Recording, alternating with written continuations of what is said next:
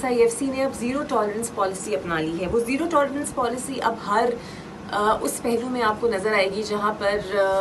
بطور پاکستانی ہم مختلف ایشوز پہ ڈنڈی مارتے ہیں, جیسے کہ ٹیکس نہ دینا, اسمگلنگ, اور اس کے اندر اور بہت سی چیزیں ہیں. جس طرح آپ اسمگلنگ کے اوپر جب آپ نان کسٹم پروڈکٹس کو لے کر آتے ہیں,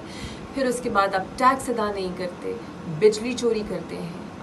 پانی چوری کرتے ہیں, یا واٹس ایور, ان تمام چیزوں پہ اب SIFC نے یہ بیڑا اٹھا لیا ہے, اور کوشش یہ کی جائے گی کہ ان تمام چیزوں کو ختم کیا جائے. بیکاز جب ہم فری اینڈ فیئر اکانومی کی بات کرتے ہیں, پراسپیرس اکانومی کی بات کرتے ہیں, تو یہ بہت ضروری ہے کہ ایک ٹیکس کلیکشن کا ایسا نیٹ ورک ہونا چاہیے